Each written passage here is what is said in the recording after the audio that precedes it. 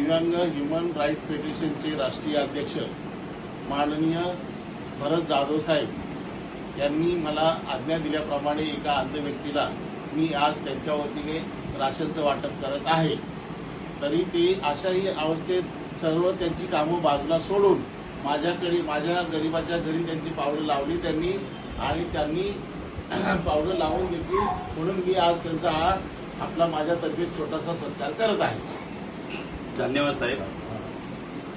तुम्ही जो काही मला मान दिलाय, आज वसंत शेरे हे आमचे समाजसेवक आहेत महाराष्ट्रामध्ये आणि ठाण्यामध्ये। वसंत शेरे हे चांगल्या प्रकारचे काम करतात आणि ते आमचे चांगले सच्चे मित्र आहेत। आजचं हे रिलेशन आजचं नाहीये, परंतु आमचं रिलेशन 20-30 वर्षापूर्वीचं आहे आणि त्यांचा पहिल्यापासून स्वभाव आणि मला माहिती आहे ते मनमिळावं आहे आणि त्यांना समाजाचा ध्यास आहे, समाजासाठी काहीतरी करण्याचा।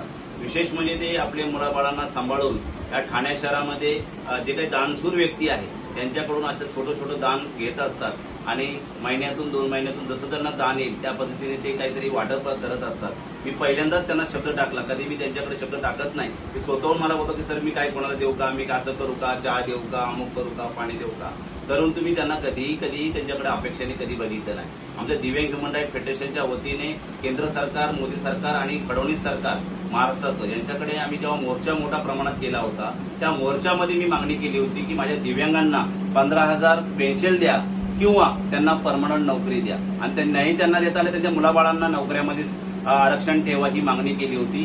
त्याचप्रमाणे राजकीय आरक्षण मागितलं होतं की देशामध्ये जे काही अपंग आहेत, दिव्यांग कायदा आहे 2016 आणि इनोने सरकारला सांगितलंय, केंद्र सरकारला, की दिव्यांगांना राजकीय आरक्षण दिलं गेलं पाहिजे। नगरसेवकाचं असेल, ग्रामपंचायतीचं असेल, खासदारकीचं असेल, या सगळ्या मागण्यांसाठी आणि ज्येष्ठ नागरिकांना 6,000 पेन्शन असावी, विधवा महिलांना असावी, अनाथांना पेन्शन असावी, घरं असावी, अशा विविध विषयासाठी मी जेव्हा आंदोलन केलं होतं तर शेरे साहेबांना जेव्हा मी डिक्लेरेशन केलं की असं आपण एक मोठं आंदोलन घेतोय तर शेरे साहेब त्या ठिकाणी आवर्जून त्या ऑफिसमध्ये उपस्थित होऊन त्यांनी सांगितलं की सर मी माझ्यातर्फे पाणी आणि चहा देईल। मी म्हणलो सर मी कोणावर जबरदस्ती करत नाही, मी अजून कोणाचा 1ही रुपया घेतला नाही, पण तुम्ही स्वइच्छेने जर दान करत असाल तर मी कुठल्याही प्रकारची हरकत घेत नाही। तेव्हापासून शेरे साहेब आणि आमचं नातं पहिल्यापासून घट्टच होतं, परंतु त्यांचा दानशूर शब्द तेव्हा मला पहिल्यांदा जाणवला।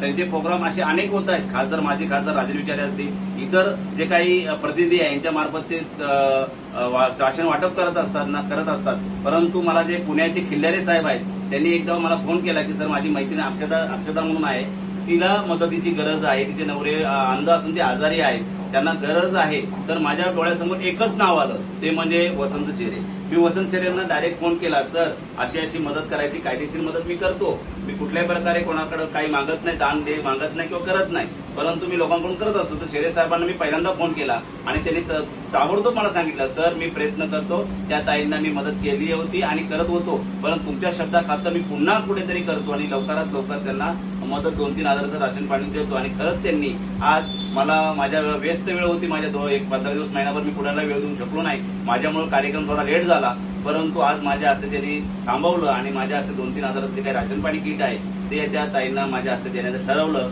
त्यामुळे शेरे साहेबांचं आयुष्य हे दीर्घायुष्य ठरो, त्यांचं सामाजिक कार्याचं नावलौकिक मोठं व्हावं आणि त्यांच्या कुटुंबासाठी मी पूर्णपणे जीवाचं रान करून त्यांना रात्रंदिवस त्यांना मी मदत करेल असं मी त्यांच्या घरामध्ये त्यांना आश्वासन देतो। तुम्ही घाबरू नका, असं कार्य करत राहा आणि दिव्यांग ह्युमन राईट फेडरेशन ही तुम्हाला पूर्णपणे तुमच्या कुटुंबासोबत आहे आणि न्यायासाठी आणि मानवाच्या सेवेसाठी मी तुमच्या सोबत आहे असं मी त्यांना वचन देतो आणि त्याचं धन्यवाद मानतो। धन्यवाद साहेब, थँक्यू। जय हिंद, जय महाराष्ट्र।